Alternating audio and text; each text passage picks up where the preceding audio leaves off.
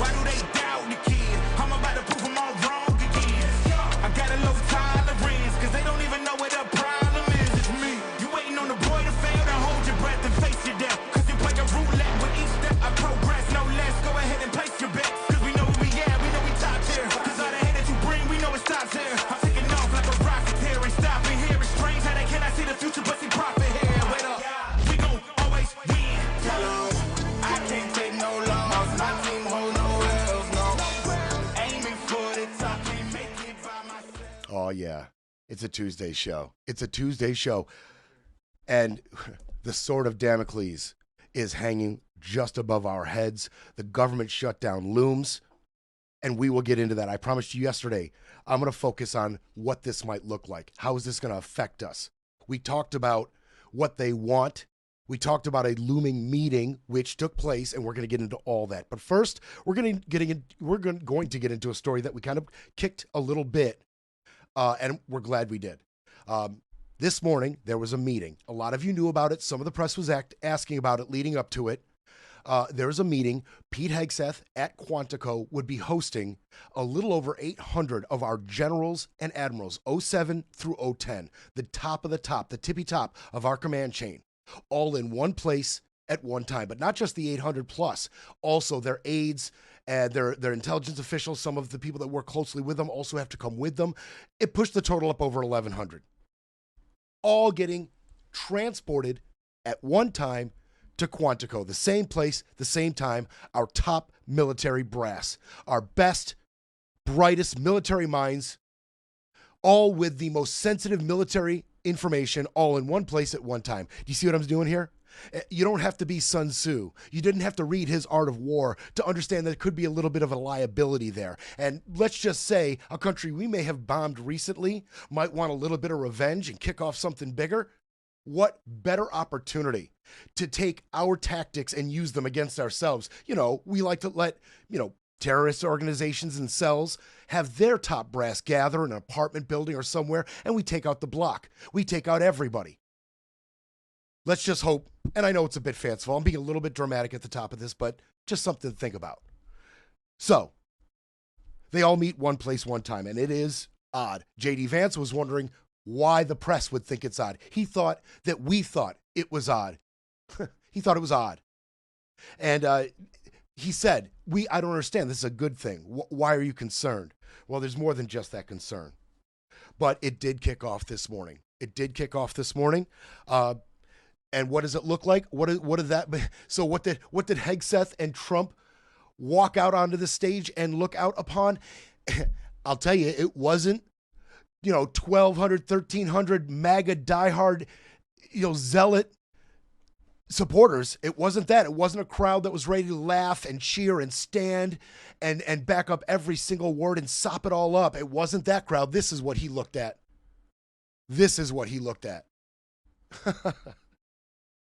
So that's what met him and met them. And Pete was a little more prepared for what he was going to face, the vibes of the crowd. He was a little more prepared. Donnie, not so much. So Pete had a lot to say. He said, "Today we end the war on warriors. Welcome to the War Department, because the era of Department of Defense is over." He said a lot of things. Foolish and reckless political leaders set the wrong compass heading, and we lost our way. We became the woke department. Oh. But not anymore. No more identity months, DEI offices, dudes in dresses. No more climate change worship. No more division, distraction, or gender delusions. No more debris. As I've said before, and will say again, we are done with that shit. Nope. Removing the distractions. Clearing the way for leaders to be leaders. You might say we're ending the war on warriors. I heard someone wrote a book about that. Yeah. Okay. All right. Sorry about that little cuss. But it's been normalized now. It was one of my first shows when I said this is a crappy trend that, our elected officials, those of us put in a position at the highest echelons of our government, are just cussing now. I mean, you can't just show a Pete Hegseth address to the generals to your young children. You can't. You have to earmuffs. The head of the Department of Defense is going to speak. Earmuffs. The president of the United States is about to address the country. Earmuffs. He's going to say some naughty words now. He said more. He said more. Oh, he said more.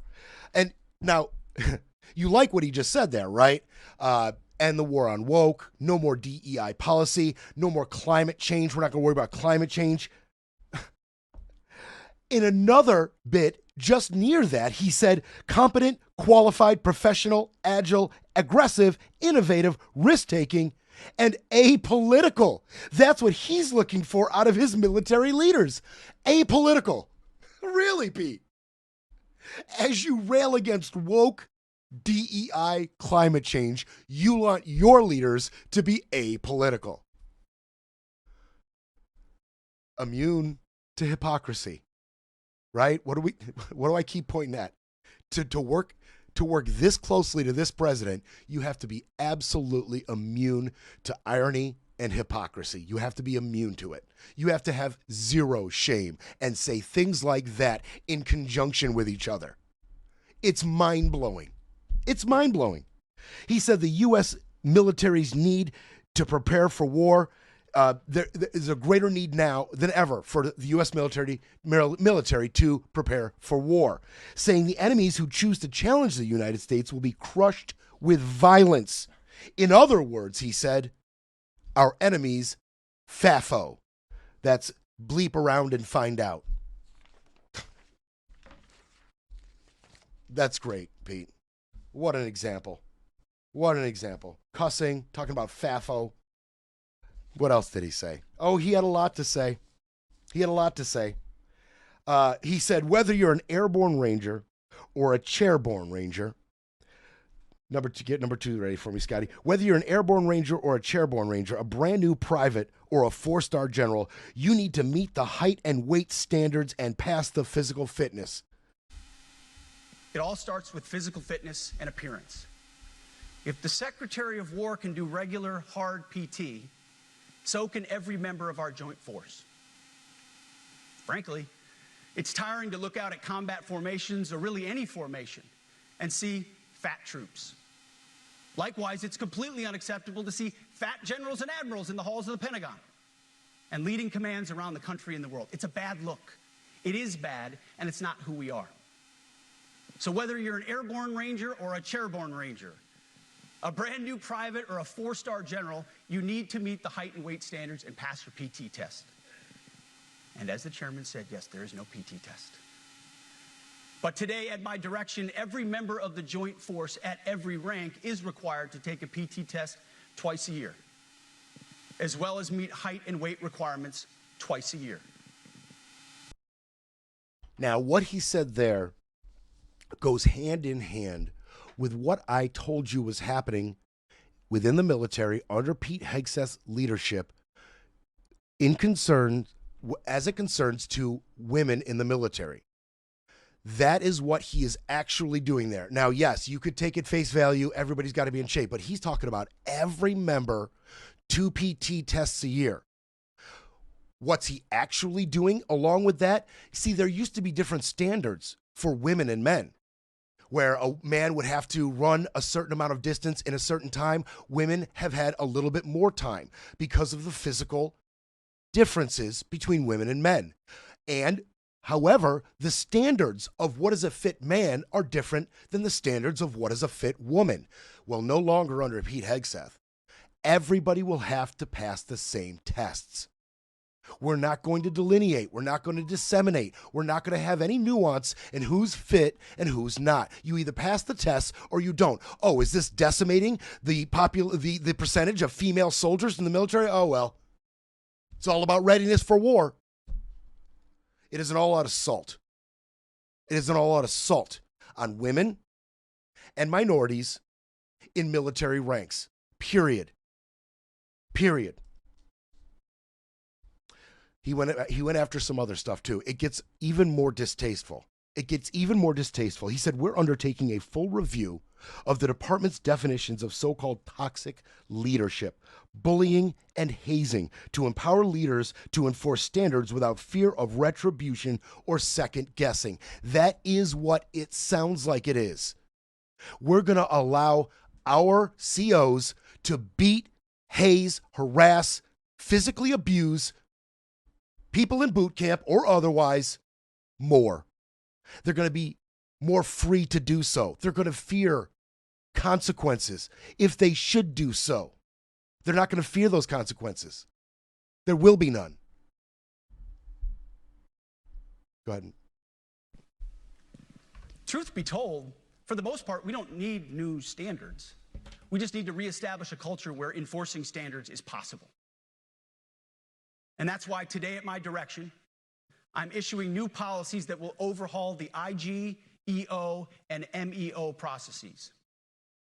I call it the No More Walking on Eggshells policy. We are liberating commanders and NCOs. We are liberating you. We are overhauling an inspector general process, the IG, that has been weaponized, putting complainers, ideologues, and poor performers in the driver's seat. We're doing the same with the equal opportunity and military equal opportunity policies, the EO and MEO at our department.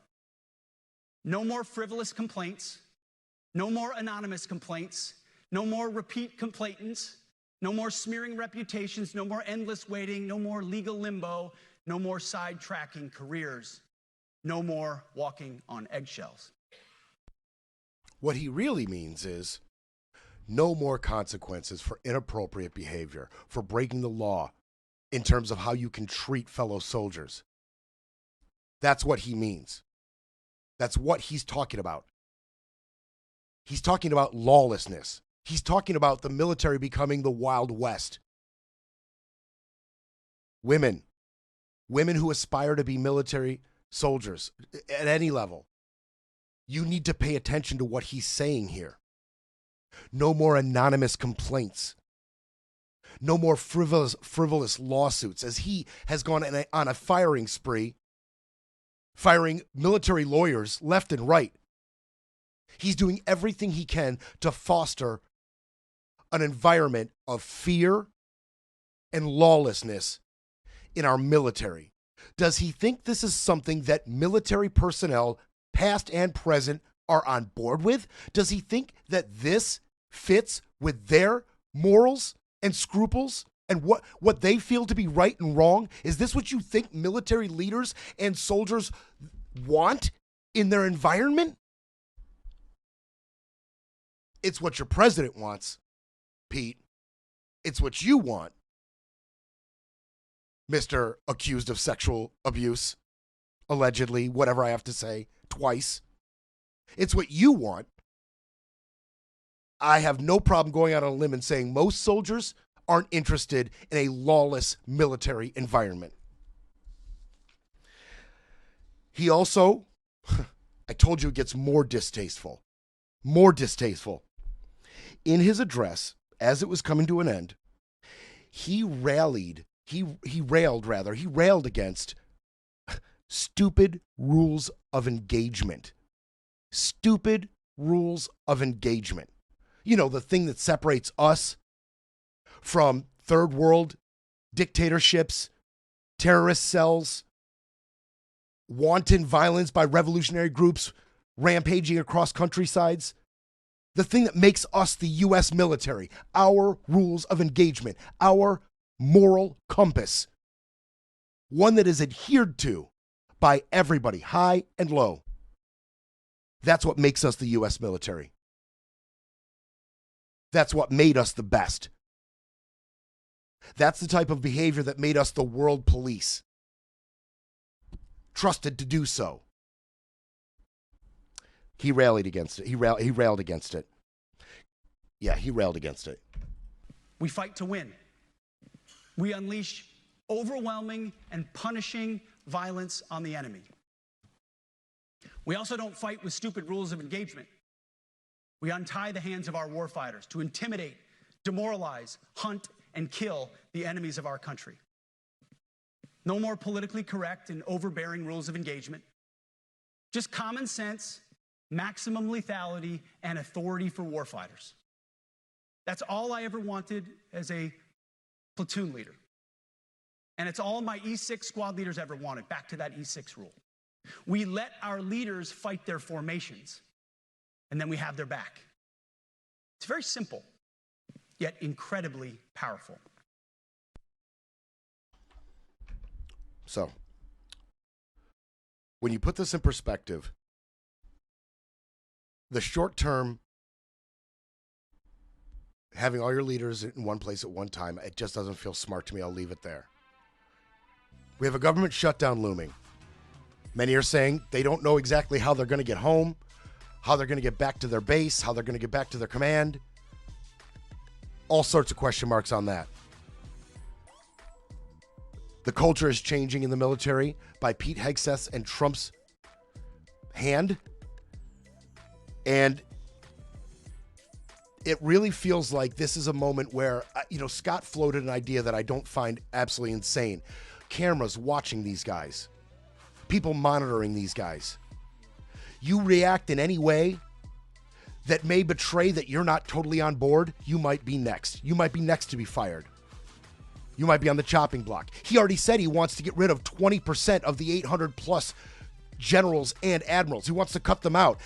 Is he looking for a chance to get rid of the dissenters ahead of time? Like a bath party type of deal? It's time for a quick break, then we break some more. You're listening to Brett Breaks Things.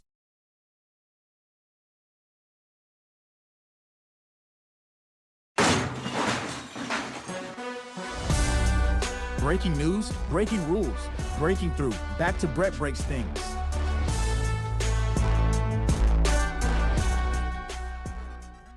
Okay.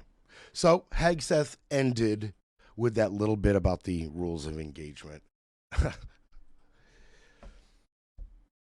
Ex-military who may catch the show. I know for a fact there's some. I know a few right off the top of my head who watch the show that are I know there's no such thing as an ex-Marine. My brother Rod, if you're watching, I know you said you've caught the show a few times. I understand there's no such thing as an ex-Marine. So any military personnel, past, present, whatever, I would love to know how you feel about this. Come find me. Come find me in RL. Come find me and talk to me about it. I'm dying to know how you feel about this, about the new warrior ethos that he's trying to instill and all of the culture attacks that are coming with it. As he asks for his leadership to be apolitical, among other things, he talks about climate change, DEI, and the end of woke in the military.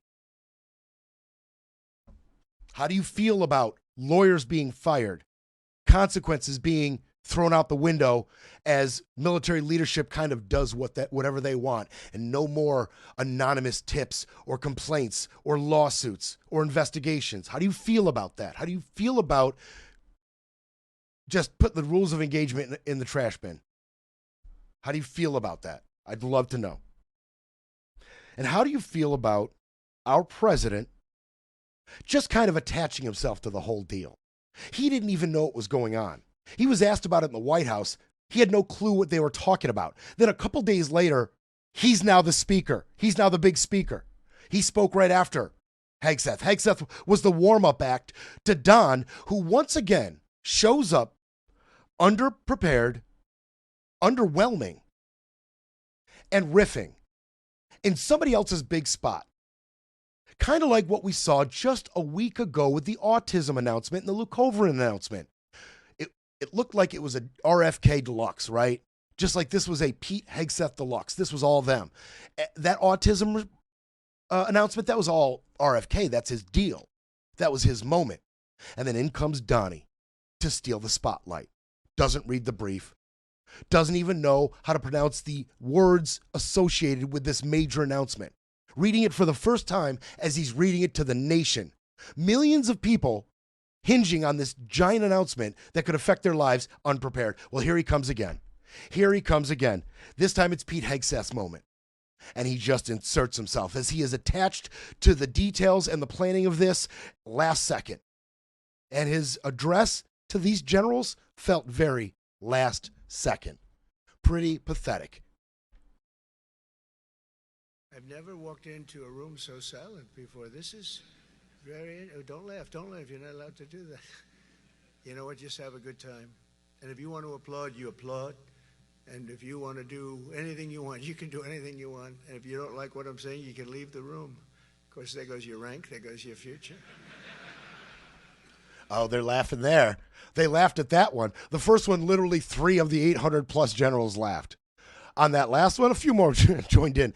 But you better be careful what you ask for, Donnie. You want them to do whatever they want to do. I bet you a few of them want to walk up there and punch you right in the nose. I bet that's what a few of them want to do, or worse. But, okay, so he didn't expect this stoic, aloof crowd of military leaders. He didn't expect this. He wasn't prepared for it. He said, hey, if you want to clap, you can clap. Oh, you don't want to clap. Oh, okay. And he kept talking. And he kept talking, and he kept talking, and he kept talking. I will say this, as I let these clips play out, and we're going to hit you with some clips rapid fire of Donnie at this address, because I want you to hear the incoherent rantings of this man in front of the most important military leaders in the world. I want you to hear this. There's something wrong with Donnie. Something's going on. This is not high energy Don. This is low energy, talking kind of weird Don. You be the judge. Maybe I'm off base. Maybe he's trying to assume a stoic posture as well, as that is what he was greeted with. I don't know, though. I don't know. While America is under invasion from within, we're under invasion from within. No different than a foreign enemy, but more difficult in many ways because they don't wear uniforms. At least when they're wearing a uniform, you can take them out. These people don't have uniforms. That's right. Oh, it gets worse. Did you think he was going to stay at least partially on task, on point, talk to the military leaders about the military? Is that what you thought he was going to do in front of all these generals? No. We haven't even... No, that's not how Donnie gets down, okay? This is how Donnie gets down. We haven't even started yet. Last month, I signed an executive order to provide training for quick reaction force. Quickly. That can help quell civil disturbances. This is going to be a big thing for the people in this room because it's the enemy from within, and we have to handle it before it gets out of control. It won't get out of control. Once you get involved at all, they all joke. They say, oh, this is not good. And we haven't even... Who's they? Who's they all? So we haven't have a quickly reaction force to attack the enemy from within. But I'm being ridiculous when I say the guy wants to be a dictator. I'm the one being hyperbolic. I'm the one who's out of line. He's telling his 800-plus military leaders we have to have a quickly reaction force to attack the enemy from within. Quickly. He keeps going. I mean, he just keeps going and going, but we'll get there quickly. Like his reaction force, quickly. Very important mission. And I told Pete, we should use some of these dangerous cities as training grounds for our military, National Guard, but military. Because we're going into Chicago very soon. That's a big city with an incompetent governor. Stupid governor, stupid. They threw him out of his family business. He was so stupid. I know the family. He becomes governor. He's got money. Not money that he made, but he ran for governor, he won, and now he criticizes us all the time. And last week they had 11 people murdered, 44 people shot. The week before that they had 5 people murdered, 28 people shot. Every weekend they lose 5, 6. If they lose 5, they're considering it a great week. They shouldn't lose any.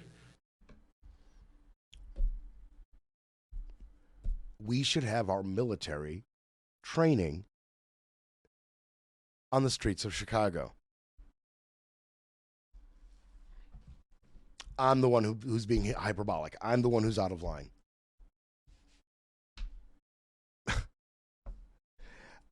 If I don't laugh, yeah, you heard him. The military training on the streets of Chicago. You want to talk about upping the ante. That's upping the ante.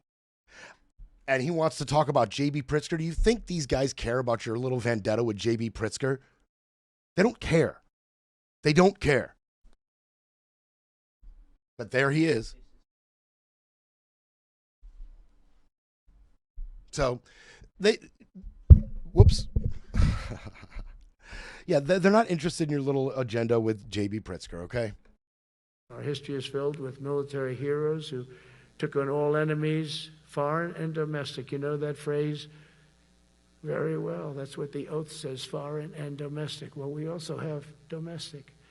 George Washington, Abraham Lincoln, Grover Cleveland, George Bush, and others all used the armed forces to keep domestic order and peace. Many of our leaders used the military to keep peace. Now they like to say, oh, you're not allowed to use the military. No, you're not.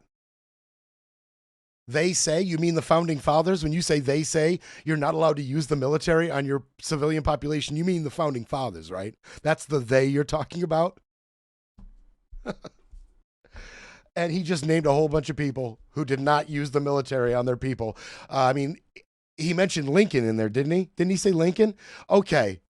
A civil war is a little different. Little different than your war on the woke left agenda.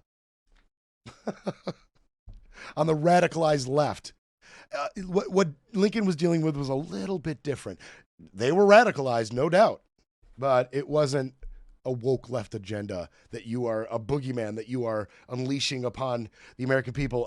He kept talking. And now we don't do ships. And I'm not a fan of some of the ships you do. I'm a very aesthetic person, and I don't like some of the ships you're doing aesthetically. They say, oh, it's stealth.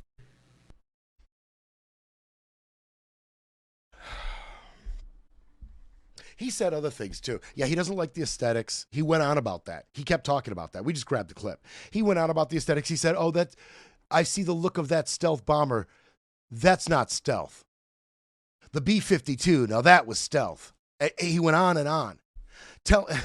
He went on and on telling 800 plus generals and admirals all about his deep military historical knowledge and all of the finer points of contemporary military tactics. I mean, I'm sure that's what they showed up for, is for Trump to tell them how to do their job. For Trump to show up and say your stealth bombers aren't aesthetically pleasing. How could that be stealth? That's what they showed up for. But, yeah, along with the obvious logistical problems with what happened, this could be, I could see just on the short term, just, a minimal effect, minimally, you could get a few of these people to say, you know what?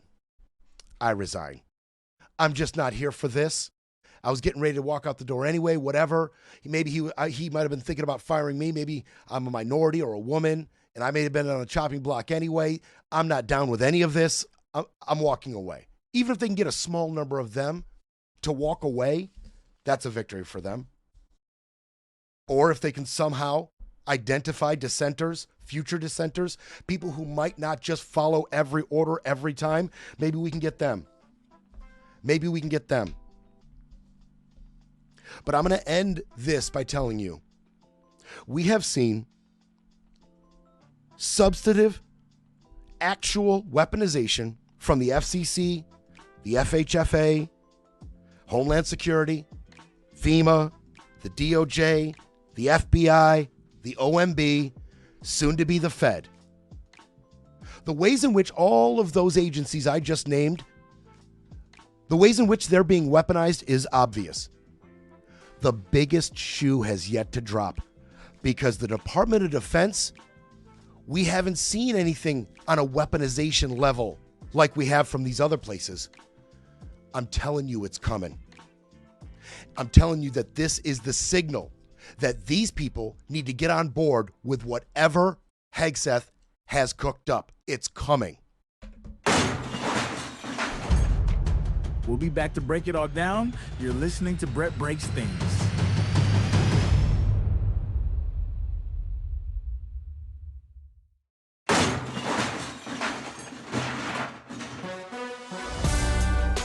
breaks things. Fighting for America, one mic drop at a time.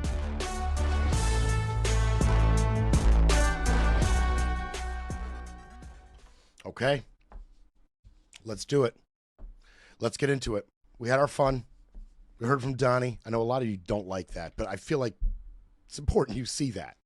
It's important you know what they're talking about when they're amongst themselves, when he's comfortable in front of 800 plus generals and admirals, the things he says to them. It's important.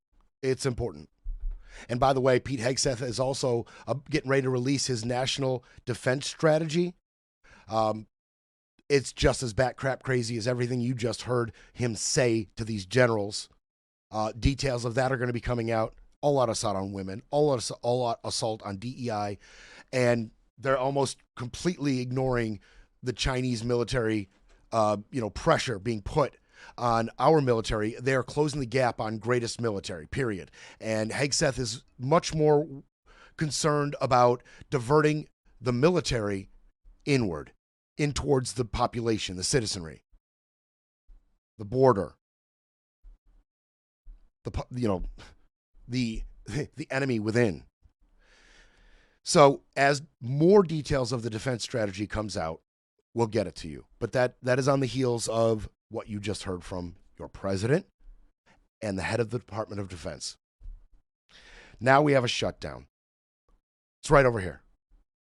12:01 tonight. We wake up to a shutdown. And I'm saying this definitively because we will wake up to a shutdown. Let's get this right straight right now.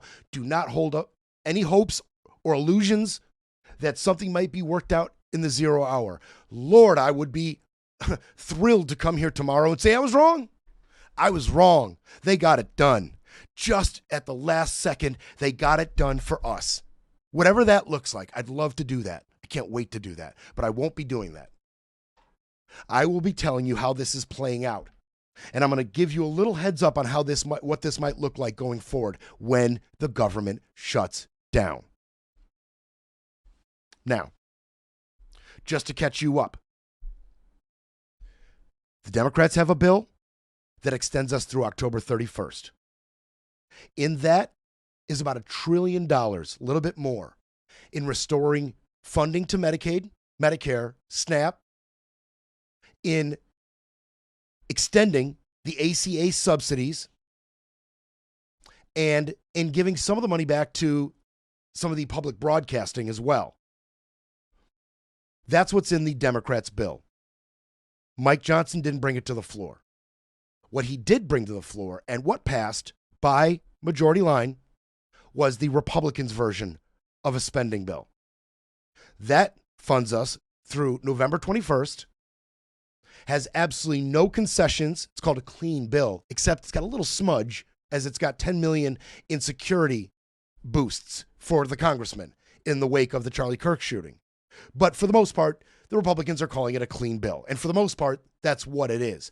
None of the Democrats' demands are in it. They have been given the stiff arm.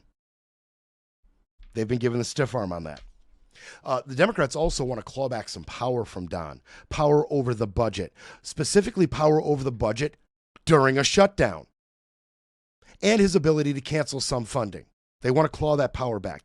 Some of that power is what he got when Schumer folded last time in March, which is why the Democrats were up in arms and very upset with him. And his own constituency, his approval rating had dropped to an all-time low in New York, all because of that. So that's where we are. That's where we are. And they met last night. They met last night. They met last night, and absolutely nothing got done. Nothing got settled. We knew that was going to happen. Schumer and Jeffries brought to John Thune, Speaker Mike Johnson, and Donald Trump a proposal which included the $1 trillion, which included the restoring of the subsidies for the ACA, and some curbing of his own power. Predictably, shockingly, right? Donald Trump wanted none of it, was having none of it. Thune was having none of it. and Johnson was having none of it. His bill already passed the House. Now both bills are in the Senate. Now it's in John Thune's court. Okay? But he needs 60. A little different than what Mike needed. Thune needs 60. That means he needs Democrats to get on board again if they want to pass this clean Republican version of the spending bill. He needs some Democrats.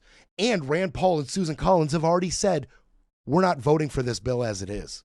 As it is right here, we won't vote for it either. Those are two Republicans. So not only does Thune not have the Democrats he needs, he's losing Republicans on this. And he's losing Republicans because even Republicans know that this hurts everybody. The big, ugly-ass bill hurt everybody in terms of their health care. And a shutdown would hurt everybody as well, but they're weighing the damage. And some Republicans are doing the correct math, knowing that the worse we hurt our constituency in terms of health care, the worse our chances of getting reelected are. That's just the facts.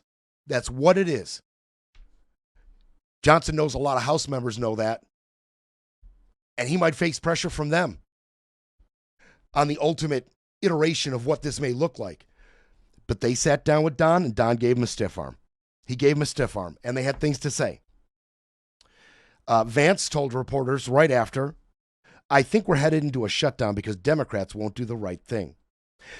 Chuck Schumer, he said, there's a very large difference remaining on health care between us. The American people are hurting in their health care. We're seeing people not be able to get the health care they need, and the American people are crying out for some help. It is our job as legislative leaders to try to solve this problem. What was Trump's response? What was Trump's response to all this? Well, after hearing that, and after the meeting, Trump went on Truth Social and shared an AI-generated video mocking Schumer, mocking Jeffries and the Democratic Party, fabricating Schumer's voice in an insulting way, falsely accusing the Democrats of trying to give free health care to undocumented immigrants. And by the way, we'll get to that. And in the video, they generated a mustache and a sombrero on Hakeem Jeffries. Classy as ever. Classy as ever. Now, the Democrats are warning that up to 15 million people could lose their health care coverage, and 24 million could see their premiums go up by 75% if something isn't done soon. The Republicans say, kick rocks. We don't care. We don't care. Now, Jeffries, I told you, there wasn't a lot he could do. He's minority leader in the House. The House has already passed the Republicans' version of this bill. It's pretty largely out of Jeffries' hands. And all he had left to do was talk tough. And he continued. As they left the White House after this meeting, he said, we are not going to support a partisan Republican spending bill. We made the point clear that how we could negotiate bipartisan agreement and then have a president unilaterally undo it all. Schumer, he echoed those sentiments. Thune said the Democrats were hostage taking. And Johnson said, if the Democrats make the decision to shut the government down, the consequences are on them. And I think it's absolutely tragic. The consequences. Let's talk about the consequences. Let's talk about the consequences. This is, of all the things I've said here today in this show, this is the part I really want you to ingest, what it's going to look like. What this fight between the Democrats and the Republicans are going to look like. Now, first and foremost, Russ Vought, director of the OMB, author of Project 2025, the one that was caught on a secret tape saying we want to paralyze the government. We want to put the law apparatus in shock with lawsuits and executive orders and just a blitzkrieg of policy and attacks. We want to shock the legal system. That Russ Vought. Well, he promised when the government shuts down this time, unlike other times, in other shutdowns, government workers go on furloughs. Some work without pay. Some go home and wait to be called back. But they go on furloughs. Russ says, not this time, Democrats. If you don't sign our clean spending bill this time, there will be no furloughs. We will fire everybody deemed not immediately necessary across all agencies, unless we deem you necessary or you are specifically funded by our one big beautiful bill. You're fired, not furloughed. You're fired. And he said specifically, not fired to be hired back. You're just fired. Go get a new job and a new career and a new life. You're done. Don't wait by the phone. We're not calling you back. You're just fired. He says this will happen on 12:01 a.m. tonight, tomorrow morning. Okay? Now, he said, hey, if you all come to an agreement before 12:01, we won't do this. Any agreement at all. We won't do it. The Democrats said this is an attempt at intimidation. That's what Chuck said. Hakeem Jeffries said Vought is a malignant political hack. That's how you tough talk. That's how you do it, Hakeem. So that's first and foremost. So as I go down this list of what will stay open and what won't, keep in mind that a lot of the people on the what won't stay open list are getting fired. Fired. And we're going to get into this list. We're going to get into this list right in the next segment. And I'm going to hit you with what this is going to look like. Now that you're all caught up, we've had the meeting, you know nothing came of it, and there is no last second rescue in sight. Now I'm going to tell you what this imminent shutdown will look like. And by the way, I might go a little long in the next segment. We do apologize for getting a late start today. We're going to be going long. We're already going long. So we're going to hit this next segment. It's going to end when it ends. And I appreciate you guys coming with me a little late. And by the way, please donate if you can. Scotty put such amazing work in to bring this stuff to me. I try to bring it to you as professionally and coherently as I can. And I just need for a little while longer you to do your part. We're going to be a team. And I do need you to donate. Go to BrettBreaksThings.com and hit that donate button. We'll be right back. Breaking politics, breaking narratives, breaking news. But first, we need a coffee break.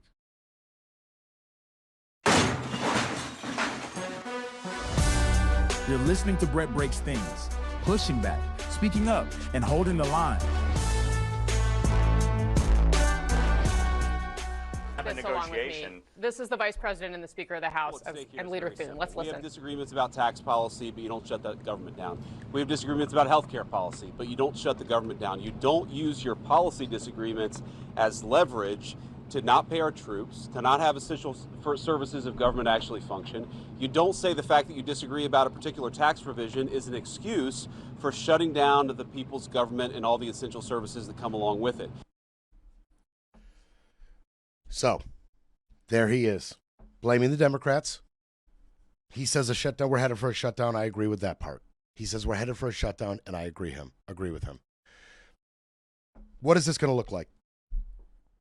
Let's do it. We're in overtime. We're going to go till I'm done with this. Let's do it. Let's get into it. Let's get into what this is going to look like. First, what would continue? What's going to continue? Social Security, considered mandatory. That will continue. Medicare benefits will also continue uninterrupted. The federal government does have enough money to fund the whole first quarter of the next fiscal year. So Medicare and Medicaid, they're good. They're good. They will cut back on some of their services, like issuing new cards and some other little things. Their phone services, some stuff will be cut back, but for the most part, uninterrupted. The Supplemental Nutrition Assistance Program, or SNAP, that has by the way, 42 million people are on that. That is expected to not immediately be disrupted, but as figures come out, it looks like it may have a deadline of 30 days on SNAP. Keep an eye on that. Okay? Veterans, they will continue to get medical care. Boom. And their pension benefits. Boom. But certain things also from that will be drawn back, like the Department of Veteran Affairs career counseling. That's not going to happen anymore. And all their phone services, those aren't going to happen anymore. Okay? So that's some of the things we know will continue. Also, air traffic control and transportation, that's going to continue. But here's the rub on that. We're going to be asking these, the security agents, we're going to be asking them to work without pay. The last time that happened, a lot of them went home, and there were gigantic lines and backups and delays in air travel because of that. They just said, no, I'm not gonna work for no pay. And they went on furlough. They didn't get fired like Russ is going to do. They went on furlough and said, look, just call us when you can pay us. They have every right to do that. We are asking them to come to work. So keep an eye on air traffic. What will not get funded? What will end? And keep in mind, anybody involved in any of these things that I'm about to tell you that are going to end, anybody involved in these could be fired. Probably will. Access to the Special Supplemental Nutrition Program for Women, Infants, and Children, WIC. WIC, that only has funding through October 1st. Done. WIC will be done, and they will not be accepting new applicants. Inspections of chemical factories, power plants, oil refineries, water treatment plants, they may all end as the EPA has to furlough, but not furlough this time. These EPA officials and workers, they may just all be fired. So all of these services that they provide, they're going to end. They're going to end. Food safety inspections, they're going to end. Let that sink in. And they're not going to get furloughed. Russ Vought is going to fire these people. Small Business Administration, they'll be done giving loans, done taking applications. Small businesses will be affected, to say the least. Head Start. Yeah, Head Start, for low-income children. Now, they're saying most of the programs associated with Head Start will be okay. They're saying actually only 8 programs will be affected, but those 8 programs service 7,500 children. That'll be done. Done. Postal Service, that will keep working. That will keep working. The National Park System, now, there was a brief shutdown under Trump, and the shutdown before that, they shut down the national parks. The one under Trump, he kept the national parks open, but sent all the workers home. And they were littered, trashed. There were fires that didn't get tended to in time, some emergencies that didn't have anybody to alert anyone to. There was garbage everywhere. And the National Park Service, all of the administrators, like the top 30 administrators of the National Park Service, all wrote a letter to Trump and said, please, for the love of God, if the government shuts down this time, please shut us down too. Don't let anybody in. It was an absolute disaster. It was chaos last time. Please don't do that again. Please don't do that again. The zoos will shut down. The Smithsonian will probably shut down. The animals in the zoo will still get fed. The animals in the zoo will still get fed. What about your passports? Were you looking to get a passport? You might want to rethink that. Looks like they might not have the money to fund getting passports renewed or applicants seen. Sorry. That's just going to be shut down as well. Goes deeper than that. Goes deeper than that, though. I told you all about some of the powers that Trump has concerning spending during a shutdown. There are financial reports submitted by Congress to dictate spending, what programs get how much. The president has the power to disregard them and take that money that was appropriated and do what he wants with it. I told you that I have a sneaking suspicion that might be part of the reason Donald Trump may be looking forward to this shutdown, blaming it on the Democrats. Let Russ Vought run wild and give us a little bit more control over the budget. There may be another reason he's looking forward to this shutdown. What about the federal courts? Oh, yeah. The federal courts. I say it again, and I'm letting your imagination take hold a little bit. Wait a second. We have a lot of litigation right now in process fighting against every one of Donald Trump's unconstitutional executive orders, policies, actions. 300 plus lawsuits are currently in process fighting Donald Trump's policies. What happens to them? Activities needed to support the exercise of the judiciary's constitutional functions and to address emergency circumstances will continue in the judiciary. Do you think a lawsuit against Trump falls within that purview? So you're telling me the government shuts down and all of those lawsuits against Trump just, stall, stop, just freeze right where you are? That's the best case scenario, that they just stop where they are and resume when the government gets funded again. So you're telling me he gets more control over our budget and the lawsuits against him stop if the government shuts down? How about that? How about that? Now is it becoming clear? I know a lot of you knew the implications of this. Some of you are getting kind of hip to this right now, as I was getting hip to it when I went through it. Scotty did amazing research, brought me awesome articles on this from the Washington Post, the New York Times, Axios. They did great reporting on this. And now I'm scared. Thanks. Thanks, Scott. Thanks, Axios. Thanks, WAPO. You scared the crap out of me. Great job. So, is the stiff arm from Trump all that shocking in the light of all of this? Did the Democrats even stand a chance? I've been talking to you about this in a pretty neutral tone. I haven't been going hard at the Democrats' cause. Why? Why have I not been going so hard at the veracity of the Democrats' stance? Well, I'll tell you why. Because when you long game this, the Democrats, they know what I'm telling you. They know all of this. They're aware of every bit of this. They know that Trump could benefit from a shutdown. They know that Trump will never consider their demands. The only hope they have is in the Senate for them to not get the votes to not get their demands. But if they don't get their demands and they play chicken with our future, the shutdown happens and all of this plays out.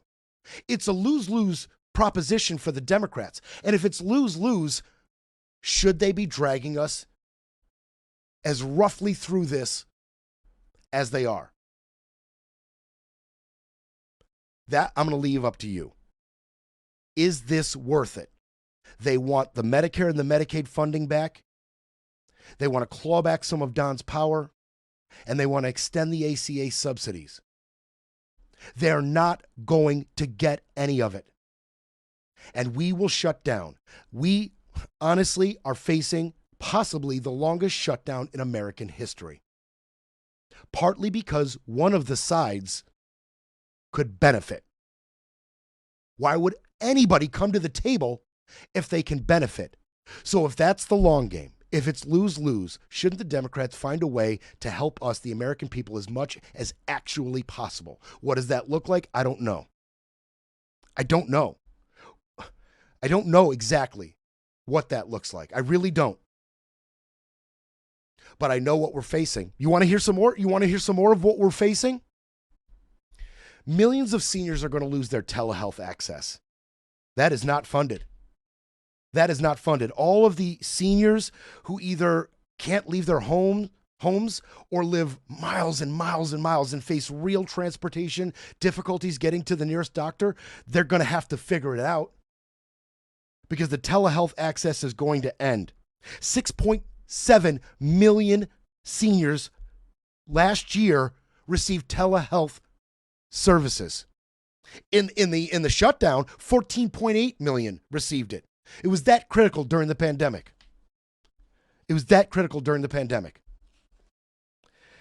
Also, what other challenges are seniors facing? Their hospital at home services will end. Hospital at home services. That is where they have online measures to monitor their health and have in-home, in-person care provided to them at least once a day. That is going to end. 31,000 seniors enjoy that. Paula Ward, she's a 72-year-old from South Boston.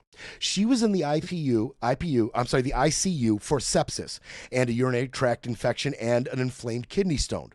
So she went to the ICU.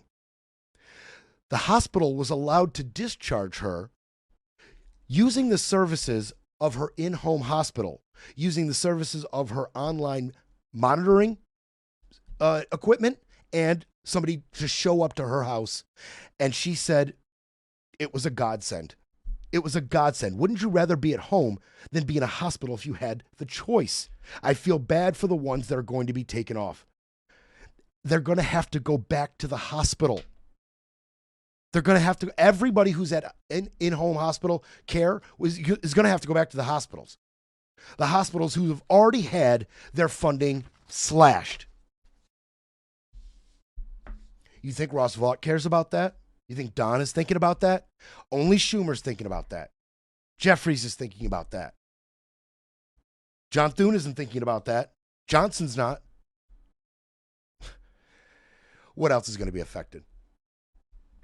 The Bureau of Labor Statistics and other critical data compiling services will all stop. They'll all stop. The jobs report, Census Bureau, Bureau of Economic Analysis, the Commerce Department, stop. We will stop compiling data. Our economy will stop having projections. They'll stop knowing what direction the labor market is going. That is especially detrimental right now. Our economy is in such flux. You've got the shakeup at the Fed. You've got we've got an inflation issue that we don't know how big it's going to be in the face of these tariffs. Nobody knows just how impactful the inflation is going to be, how impactful the tariffs are going to be. The unemployment numbers are steady, but the job numbers are falling. Economists, they're not sure what to make of that either. They don't know what to make of the housing market. They don't know what to make of the housing market in conjunction with the immigration policy. There's so much in flux right now. And by the way, if you're worried about any of this and you go to the website, the HUD website, it says in big red warnings. Yeah, I'm going to show it to you. So if you go to the HUD website, let's see the Housing and Urban Development, right? In HUD.gov, Housing and Urban Development. Let's say you're concerned about some of these things I'm talking to you about right now, and you go to the HUD website. This is what you see.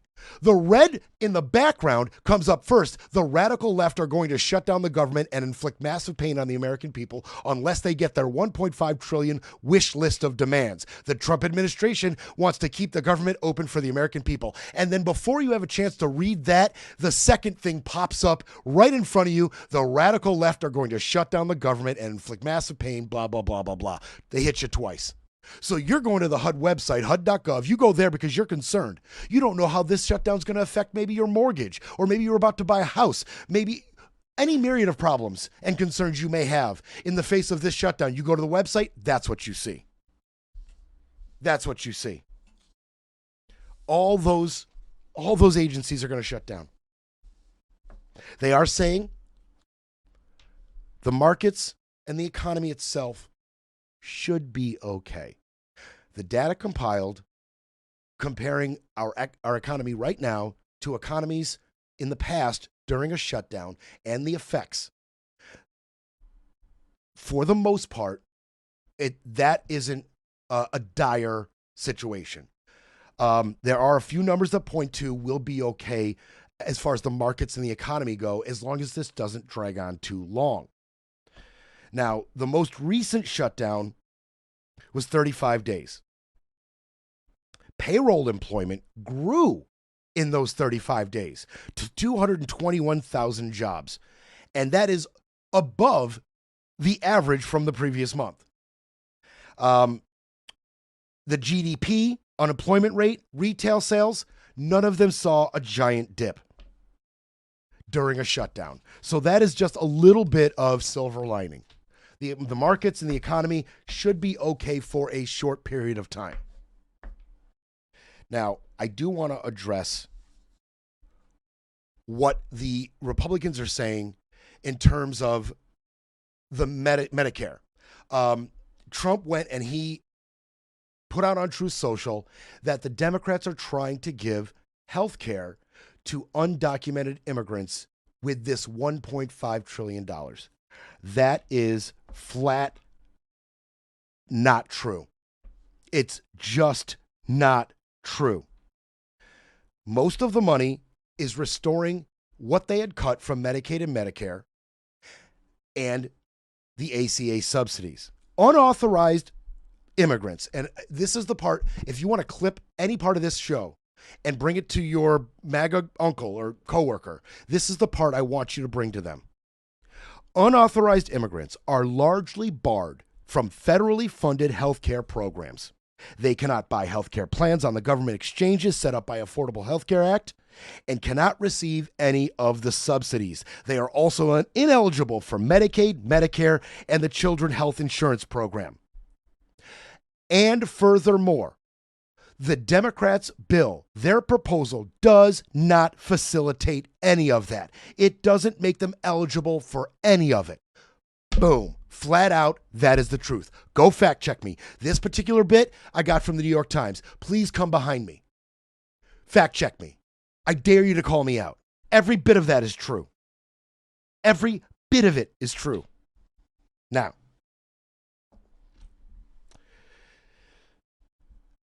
there is some coverage for immigrants who have lawfully present status. Lawfully present status. There's a little bit afforded to them in terms of Medicare, Medicaid, and Medicare.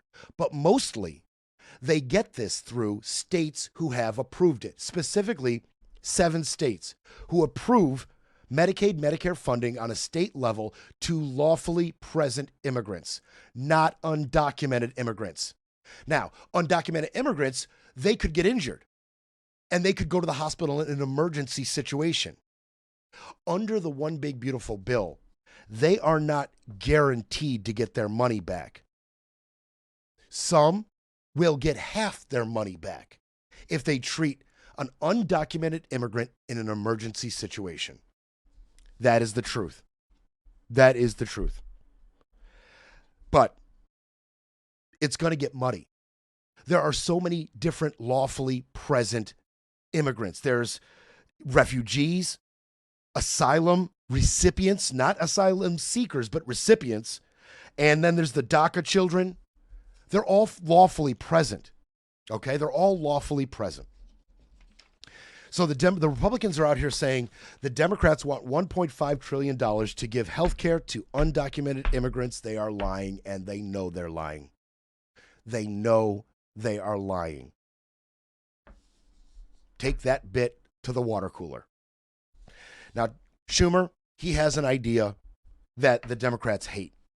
He wants to float amongst the Democrats and present to the Republicans, present to the senators, because the House has convened till October 7th.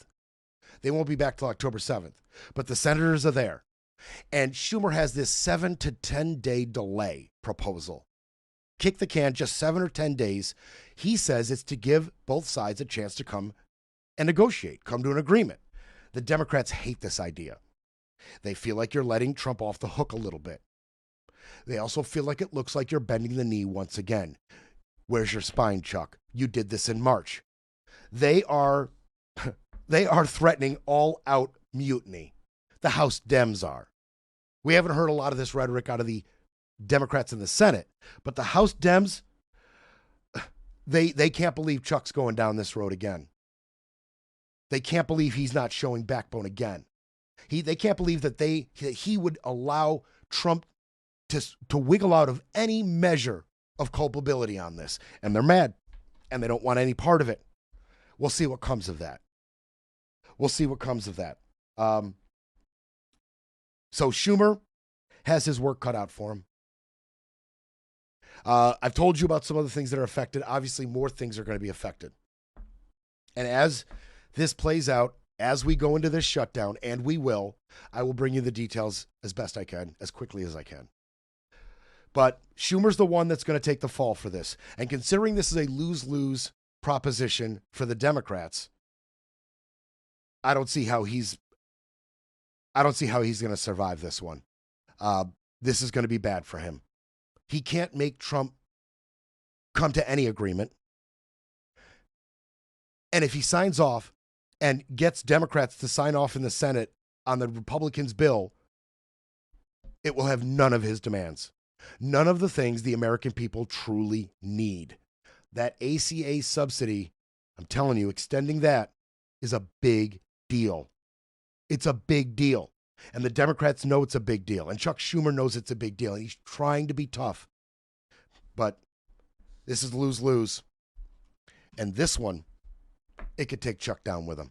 I appreciate you guys staying with me a little bit longer. Sorry for the delay earlier in the show. As this shutdown happens, we will be bringing the details. Thanks, guys.